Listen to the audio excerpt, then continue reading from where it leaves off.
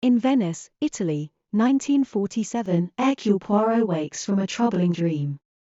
Despite his retirement from detective work and his peaceful existence in Venice, he remains besieged by persistent pleas for assistance in solving mysteries. To shield himself, Poirot is now accompanied by Vittorio Portfoglio, a former police officer who serves as his bodyguard. Ariadne Oliver, an old friend of Poirot's and a struggling author, pays him a visit. Disheartened by the lack of success of her recent books, she extends an invitation for Poirot to attend a Halloween celebration at the palatial estate of former opera singer Rowena Drake. The main attraction of the event is a séance to be conducted by the renowned medium Joyce Reynolds, known as the unholy Mrs. Reynolds in the press. Accompanied by Ariadne and Vittorio, Poirot crosses the canal to reach the palazzo. There, they encounter a group of children regaled with tales of the palazzo's grim history as an orphanage abandoned during the plague. The chilling legend of the children's vendetta, marked by a sinister slash, hangs over the estate.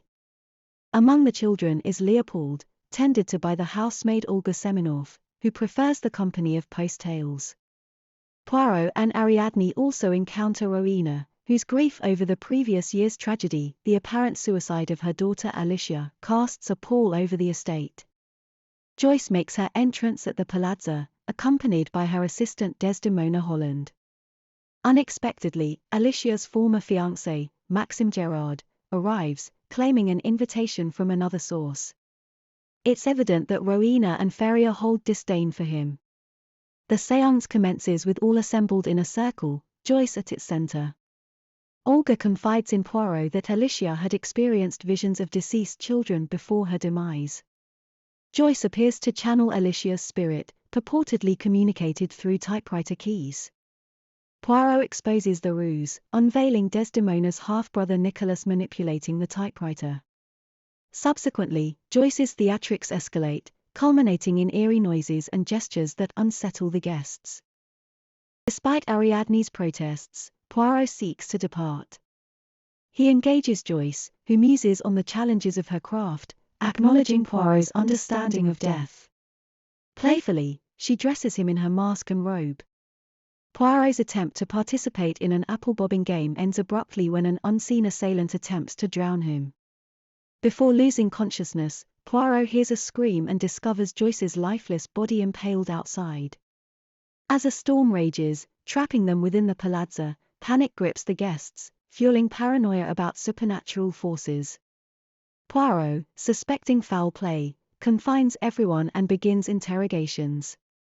Among the discoveries is Alicia's missing stuffed rabbit, Barbara, adding further intrigue to the unfolding mystery. Poirot and Ariadne commence their interviews, beginning with Olga, then Dr. Ferrier, whose harrowing experiences at the liberation of Bergen-Belsen haunt him with PTSD. He confides in his guilt over his inability to save the victims and reveals his relationship with Alicia, taken on as a favor to Rowena due to his love for her.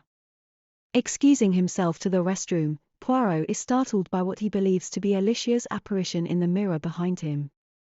Encountering Leopold outside, the boy shares his own experiences with ghostly voices, likening Poirot's unease to Dr. Ferrier's. Subsequently, Poirot and Ariadne interview Nicholas and Desdemona separately, seeking impartial testimonies. The siblings, Romani refugees aspiring for a new life in America, disclose their interactions with Joyce and their possible motives. Amidst Desdemona's attempted escape, Olga intervenes, thwarting her flight.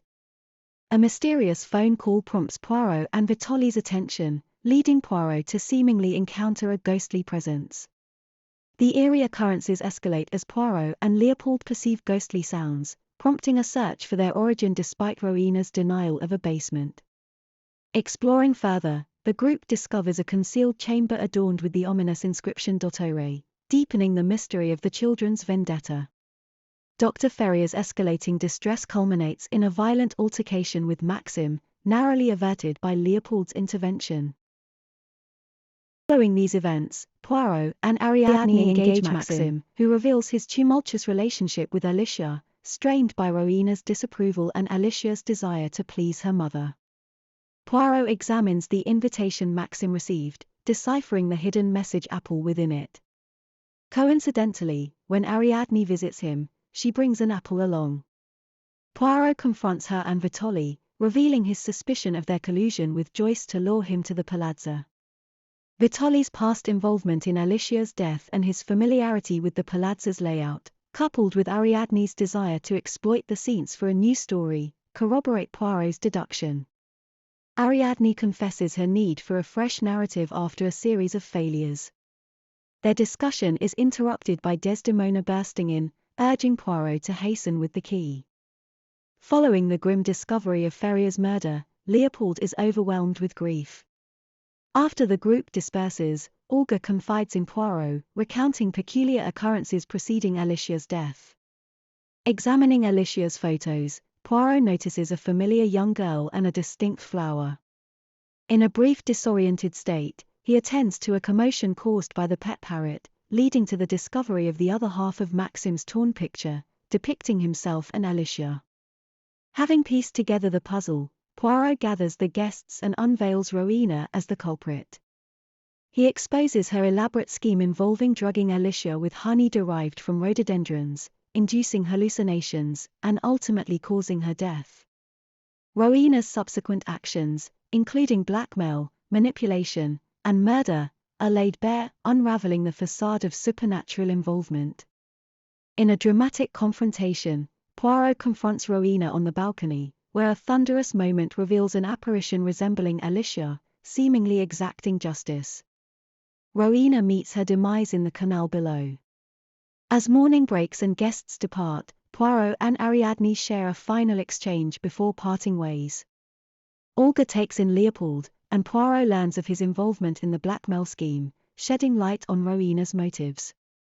Returning home, Poirot finds himself embroiled in yet another case, his faith in justice renewed.